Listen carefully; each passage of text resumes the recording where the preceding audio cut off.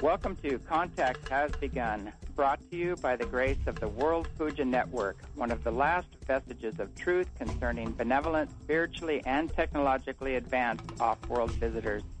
Some refer to these visitors as our greater family of man or returning ancient ancestors. I am James Gillen, your host, and our guests also include cutting-edge physicists, authors, teachers, and healers dedicated to the awakening and healing of humanity and the earth. Let the journey begin.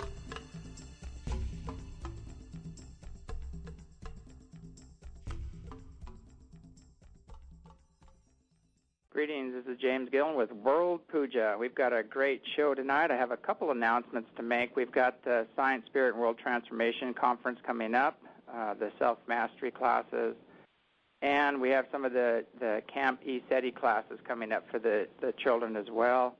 And this is all on the website, along with the ongoing Kunlun classes and workshops that are being taught, around the globe right now. So anyway, all that information is at eseti.org. I could go on forever announcing all this, but I'd rather kind of skip that because we have some amazing guests tonight.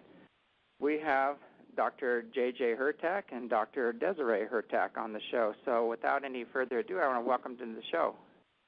Thank you so much. Hi, James. How are you?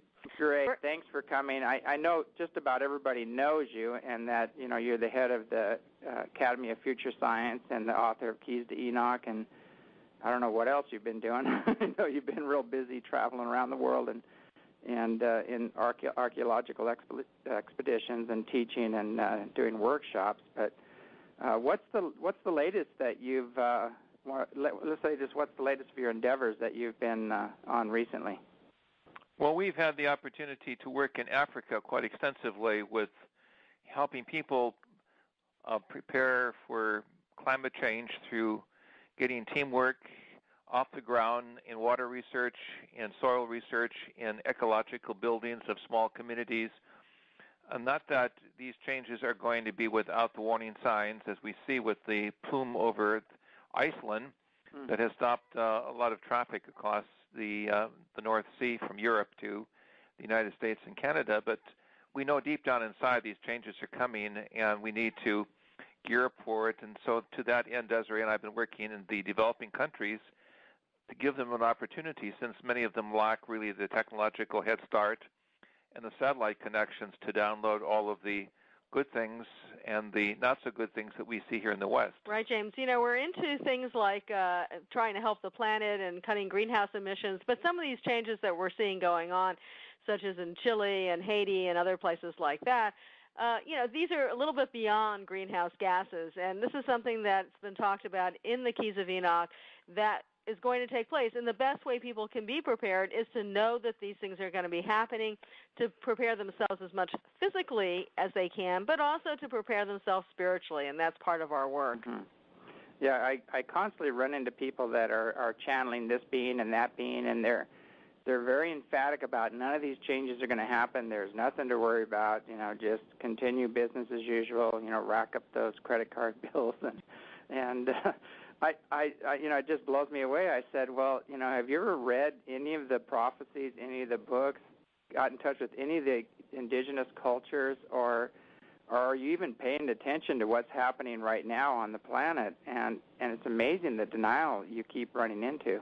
Right. That's right. We've had a chance to talk to the elders of the Hopi and the Navajo in North America and the various tribes of the Amazon, and they are, preparing their people in a very, what I would call, practical way. And again, there's a tendency to go to extremes, but what we're saying is there's a middle ground of a reconstructionist approach to the future that emphasizes the positive side, that change will occur, but at the same time we will be able, through our higher consciousness, to write out these changes, to make the bridge work that's necessary between the various peoples, and learn from our indigenous brothers and sisters who have been through this cycle many times according to their historic mythologies and teachings, how to survive and keep an upper foot in the upward spiral rather than in the lower spiral of negativity. Right, and we should say straight off, we don't believe that everything's going to come to an end on one particular day, such as December, 2012.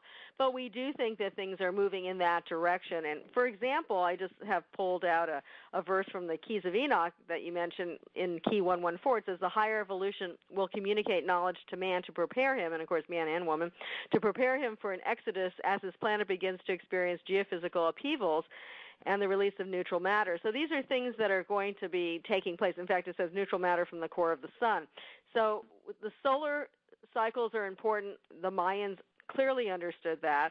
And then also the whole galactic system. We think that it's not just the sun. There's galactic changes that are going on that are influencing the sun, that's influencing this planet and other planets. But, I agree with some of those other people. Let's not get too paranoid. Let's not go find a cave to go crawl in. I'd rather come up to see you at ECETI because I think it's more exciting because that's the higher evolution communicating some of this information. Yeah, we take I take that approach. Praise Allah, tie your camel. or whatever.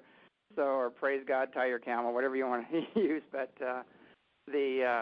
it's like be aware, take care of yourself, body, mind, and spirit. And, if you don't really, want to see the future, just hang out on the beaches, I guess. I don't know if you want to go out with a bang. We're all eternal, and whoever chooses, that That's program. That's an interesting metaphor, hang out on the beaches, because that was the very symbol that Metatron, or El Shaddai, the great angel of the throne of God, used when he spoke to Abraham and the covenant, meaning that your offspring will be as the sands upon the seashores of the oceans of the world. And we know through the recent astronomical calculations of the Hubble and other key NASA probes that with the finding of new billions upon billions of galaxies, that what we have seen in the expansion of our knowledge of space really rivals that of the sands upon the seashores of all of the seashores of Mother Earth. So we can stand in the sinking sands, or we can see some wonderful things ahead.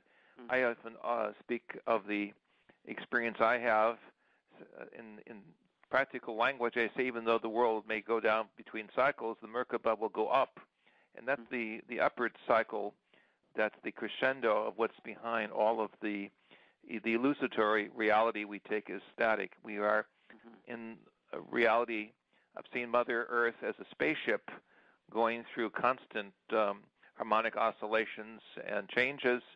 And the good part of this is we would not have these records of historic fluctuations, cataclysms, and change if there was not a good part of humanity that did survive to write these stories, these wonderful teachings through the oral tradition, written tradition, that tell us that these are learning lessons, and that when our science gets pulled too much in one direction and we begin to take a technological slide toward self-destruction, Mother Nature springs anew within our midst and gives us a harmonic signal that we need to wake up and rechart a new course in balance. Right. So Dr. Hurtak just mentioned Merkaba, and I know some of your listeners are very familiar, maybe some are not. And this is really a vehicle that's not nuts and bolts. It's really an energy vehicle that we can travel into other dimensional realms, and that's what's real interesting. A lot of people want to go on a spaceship, and that's real interesting too. I'm not putting that down, but the Merkaba actually can cross the dimensions. It goes into higher realms that are beyond this. But at the same time, of course, the extraterrestrial vehicles are being seen all over the world. And I know you're familiar probably with some of the sightings in Mexico in May of last year. There's also been massive sightings of flotillas in Peru. I think that happened around Lima twice in the last 10 years. So it's no longer just one little vehicle that someone sees in the middle of the night that looks like a light flying. I mean, some of these things are appearing in 20 and 30 ships in a flotilla hanging out for 30 minutes in some of the South American countries. Yeah, we're seeing here recently, if we get clear skies, probably 20 to 30 ships in an hour. And just amazing, from everything from blue to purple to, gold colored. They power up, they light up, they make turns. I mean, it's just real busy, even busier than it was last year. And we haven't even gotten into summer yet. And just an amazing show going on overhead right now. Well, the keys talk about a space-time overlap, and that means to us that we're going to be interfacing with some of these other levels of intelligence. And certainly if we're going through changes, and really if higher intelligence is going to communicate with us knowledge, I mean, it's going to be in many ways. We believe it's going to be in areas of science such as cloning and other areas of understanding ancient architecture and archaeology. But at the